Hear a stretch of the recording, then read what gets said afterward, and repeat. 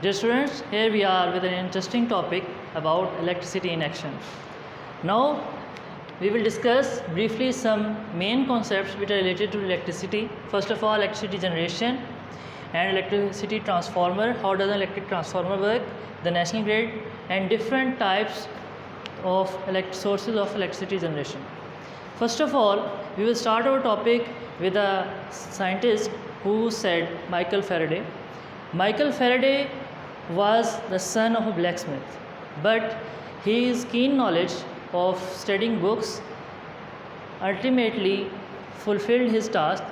So उसने books पढ़ने का उसको शौक़ था, तो जिस तरह बुक्स पढ़ता गया, उसको डिफरेंट एक्सपेरिमेंट्स करता गया साइंस के, उसने आखिरकार एक इलेक्ट्रिक मोटर जो सी वो ईजाद कर ली। इसके पीछे जो तहकीक या जो उसका मुताला इन्वॉल्व था, उसके अंदर उसने एक्सपेरिमेंट किया जिसके अंदर उसने एक कॉइल ली। कॉइल बेसिकली क्या होती है? कॉइल अगर वायर को हम राउंड कर दें तो ये हमारे पास क्या चीज़ बनती है? कॉइल बन जाती है। इस कॉइल के अंदर अगर मैग्नेट को, बार मैग्नेट हम ले लेते हैं इस एग्जांपल के लिए,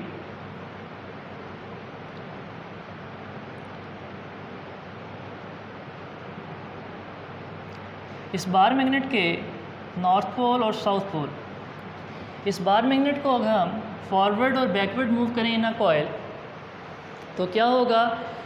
मैग्नेटिक फील्ड जो सी है उसकी इंटेंसिटी चेंज होगी।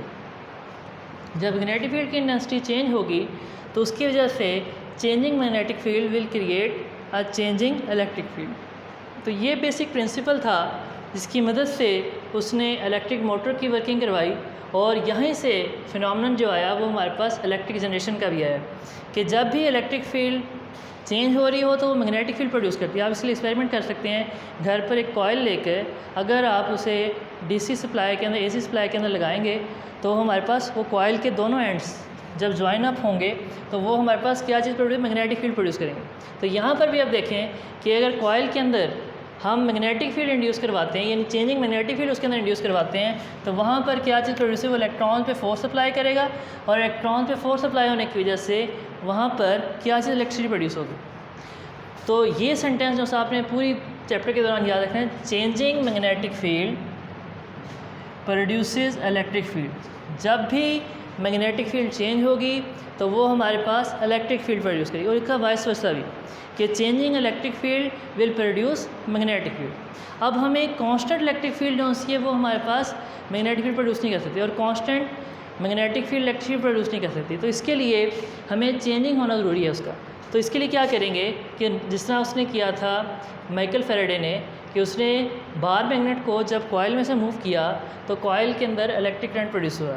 इसी तरह आप घर पे एक्सपेरिमेंट करें कि आप मैग्नेट लें और मैग्नेट के अंदर एक वायर का पीस लेके उसको दोनों एंड जो से बल्ब से कनेक्ट कर दें, उस वायर के पीस को टू एंड फ्रो उसके अंदर मूव करें मैग्नेट के अंदर। जब मूव करेंगे तो आप देखेंगे कि वो बल्ब जो है वो हल्का सा ग्लो करेगा।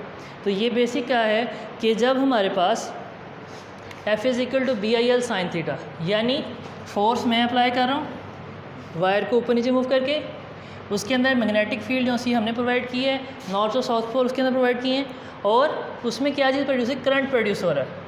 तो ये क्या है कि by changing magnetic field we are producing current.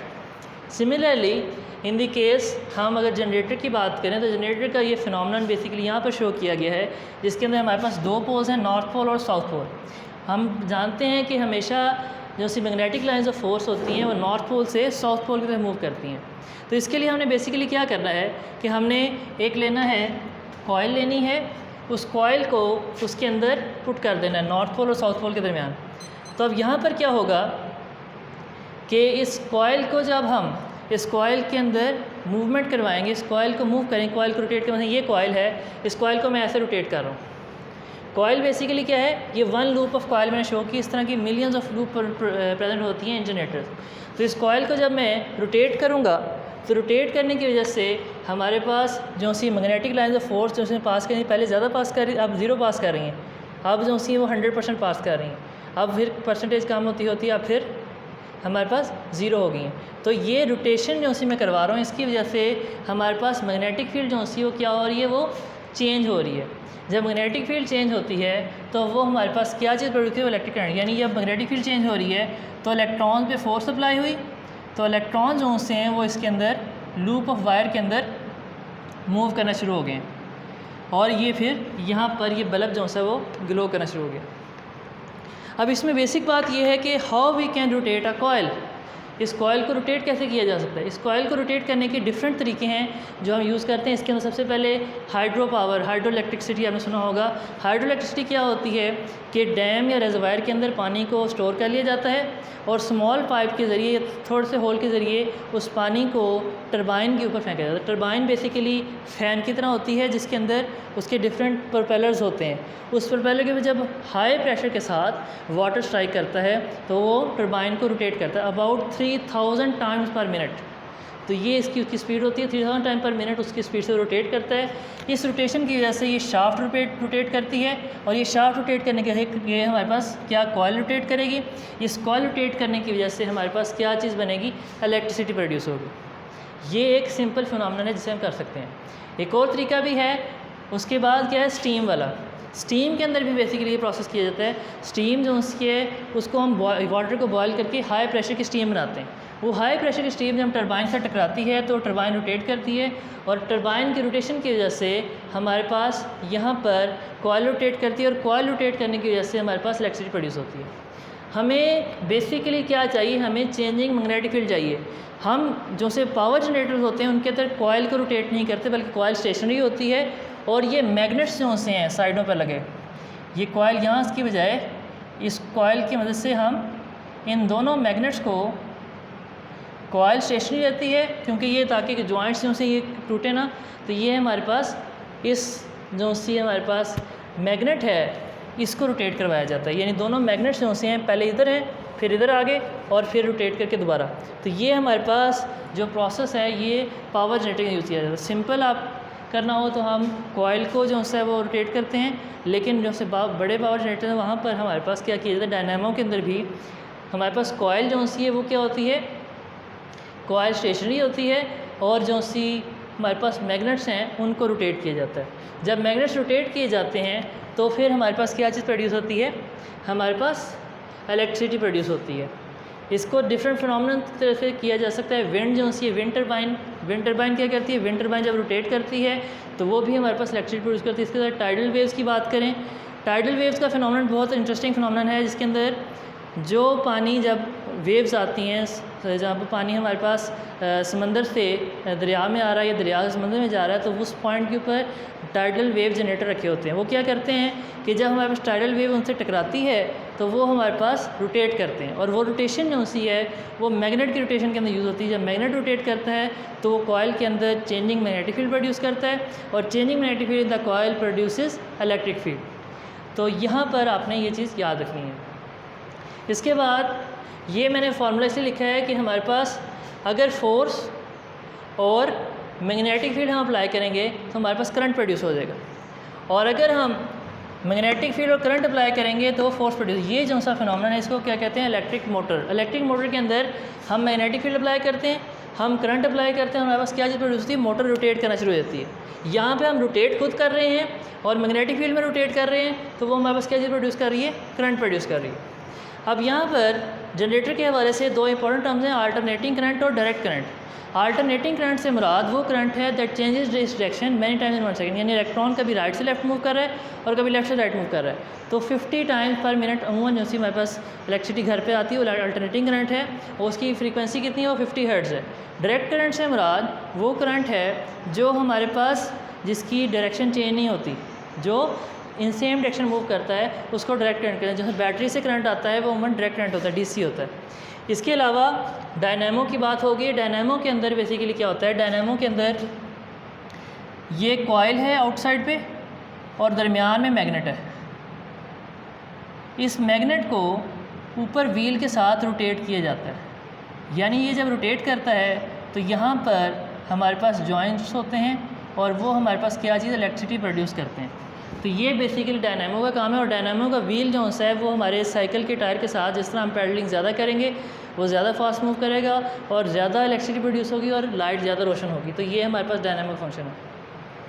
Power station generator की बात करें, पावर स्टेशन जनरेटर जो से हैं वो ह्यूज जनरेटर्स हैं जिसके अंदर जो सी कॉइल्स होती हैं उनमें 1-2 टर्न्स नहीं होती बल्कि मिलियंस ऑफ यानी थाउजेंड्स ऑफ टर्न्स जो सी वहाँ पे मौजूद, यानी ये लूप जो सी यहाँ पर कितनी लूप्स हैं 1 2 3 4 5, ये 5 लूप्स हैं सिर्फ, लेकिन वहाँ पर जो कॉइल है उसके अंदर थाउजेंड्स ऑफ इस तरह की लूप्स मौजूद हैं, थाउजेंड्स ऑफ लूप मौजूद हैं। और इसकी वजह से क्या होता है, ज़्यादा सारी इलेक्ट्रिसिटी यानी 25,000 वॉट्स ऑफ इलेक्ट्रिसिटी प्रोड्यूस। और करंट की बात करूँ 20,000 Ampere's of electric current is produce in the power station generators.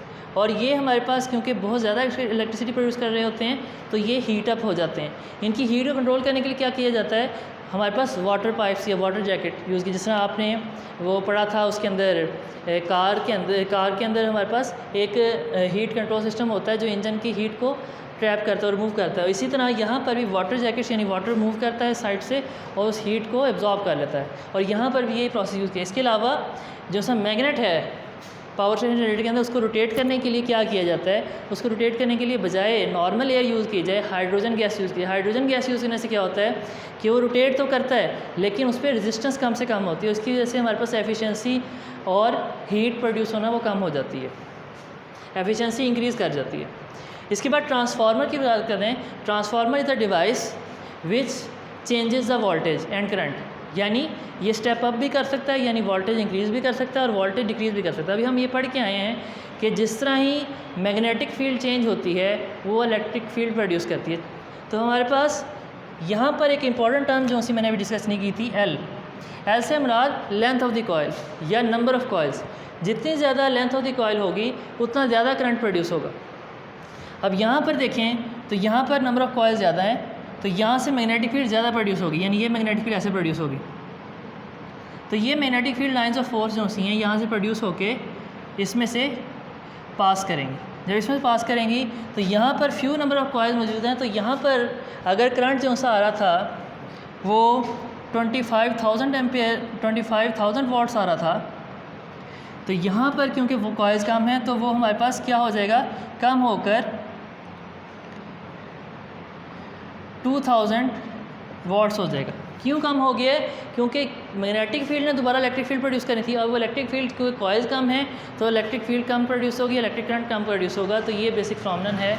और इसमें जो सब पहली है उसको हम प्राइमरी कॉइल कहते हैं और जो सेकंड कॉइल उसको सेकेंडरी कॉइल कहते हैं। ये जो सी डायग्राम मैंने बनाई है ये स्टेप डाउन ट्रांसफार्मर है, यानी इसने 25,000 वाट से 200 वाट्स पे लिया है। इससे ऑपोजिट फिनोमेनन होता है उसको कहते हैं स्टेप अप। स्टेप अप में क्या है, ये हमारे पास इनपुट हो जाएगा, यहाँ से हम करंट देंगे और यहाँ से हम आउटपुट लेंगे। इसके अंदर यहाँ से जो इलेक्ट्रिक फील्ड है वो मैग्नेटिक फील्ड प्रोड्यूस करेगी और magnetic field changing magnetic field will produce electric field, और यहाँ नंबर ऑफ़ कॉइल्स ज़्यादा है इसलिए करंट ज़्यादा बढ़, यानी ये 2000 वाट से स्टेप अप करके 25,000 वाट्स पे आ गया। तो ये फिनोमेनन है ट्रांसफार्मर का जो यूज़ किया जाता है। ये बेसिकली इसका काम क्या है, to device that changes voltage. Last पे हमारे पास नेशनल ग्रिड की बात करें तो नेशनल ग्रिड हमारे पास एक ऐसा ग्रिड है जिसके अंदर मुख्तलिफ इलेक्ट्रिक सप्लाई की जाती है थ्रू आउट द कंट्री, जिसके अंदर मुख्तलिफ हमारे पास इलेक्ट्रिसिटी के सोर्सेज मुख्तलिफ इलेक्ट्रिसिटी के जहाँ पर यूज़ होनी है वो सारे एक इलेक्ट्रिसिटी के नेटवर्क के साथ, वायरिंग के नेटवर्क के साथ जुड़े होते हैं। इसमें सबसे पहले इलेक्ट्रिसिटी हमें कहाँ से मिलती है, हमें इलेक्ट्रिक जनरेटर या पावर स्टेशन जनरेटर से मिलती है। उसकी वोल्टेज अभी मैंने बताई है 25,000 वाट्स होती है। वो 25,000 वाट्स जो सी है उसके अंदर अगर मैं 25,000 वाट्स के ऊपर इलेक्ट्रिसिटी को सप्लाई करूँ दूर दूर शहरों के अंदर तो क्या होगा, बहुत ज़्यादा हीटअप हो जाएगी और वायर्स जो सी हैं वो क्योंकि रेजिस्टेंस ज़्यादा होगी तो हमारे पास वो डिफ़िकल्टी कॉज करेगा और वो इलेक्ट्रिक लॉस हो जाएगा। तो इसको ख़त्म करने के लिए क्या करते हैं, हम उसकी वोल्टेज जो सी वो स्टेप अप कर देते हैं 400,000 वाट्स के ऊपर, यानी बहुत ज़्यादा उसकी वोल्टेज कर देते हैं। और हम इसके लिए थिक एलुमिनियम वायर्स यूज़ करते हैं। हमने देखा होगा कि ऊपर पाइलॉन्स के ऊपर हमारे पास थिक एलुमिनियम की वायर्स लटकी होती हैं, तो वो हमारे पास क्या करती हैं, वो इलेक्ट्रिसिटी को ट्रांसफ़र करती हैं।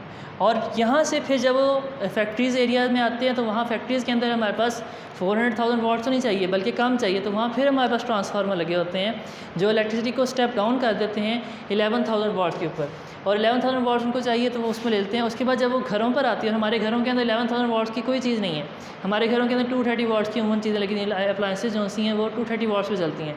तो इसको मज़ीद स्टेप डाउन किया जाता है और 230 वाट्स के ऊपर हमारे घरों के अंदर इस इलेक्ट्रिसिटी को यूज़ कर लिया जाता है। तो ये बेसिक प्रोसेस था। इसके बाद एक इंपॉर्टेंट टॉपिक हमारा रह गया सोलर पावर और सोलर फर्नेस का।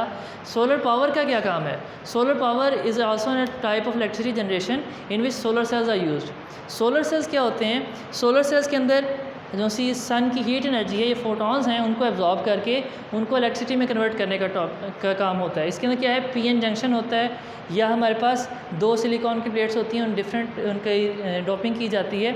वो क्या करती हैं, जब उस पर फोटॉन गिरता है तो उसको इलेक्ट्रॉन उसमें से एमिट होता है और इलेक्ट्रॉन जो सा फिर वो आउटर सर्किट से मूव करता है और ये सोलर एनर्जी कहलाती है। सोलर एनर्जी को डिफरेंट वे से भी यूज़ किया, जैसे इसके सोलर फर्नेस का काम आ जाता है। सोलर फर्नेस क्या होता है कि मिरर्स लगे होते हैं और मिरर, जिस तरह कि आपने एक्सपेरिमेंट किया, मिरर जो सा आप रोशनी कहीं फोकस करनी है तो मिरर से फोकस कर सकते हैं। इसी तरह ज़्यादा बहुत बड़े फ्रांस के अंदर एक है सोलर फर्नेस मौजूद, जो उसके अंदर बहुत बड़े बड़े हमारे पास मिरर लगे हैं जो लाइट को एक पर्टिकुलर पॉइंट पे फोकस करते हैं। उस फोकस करने की वजह से लाइट की सारी एनर्जी एक पर्टिकुलर पॉइंट पे फोकस हो गई और वहाँ का टेम्परेचर बहुत ज़्यादा इंक्रीज़ कर जाता है। तकरीबन 3000 डिग्री सेंटीग्रेड वहाँ का टेम्परेचर हो जाता है और जिसकी वजह से हमारे पास जब वो हीटअप हो जाता है तो वहाँ पर वाटर जो पाइप में पास कर रहा है वो हीटअप होकर उसको स्टीम में कन्वर्ट करता है और स्टीम को फिर हम वही प्रोसेस टरबाइन के अंदर यूज़ करके टरबाइन मूव करती है और टरबाइन से फिर हमारे पास इलेक्ट्रिसिटी जनरेशन होती है। तो ये बेसिक फिनोमेनन था जो आज हमने डिस्कस किया है और best of luck for your exams. इंशाल्लाह ताला नेक्स्ट एग्ज़ाम में मुलाकात होगी।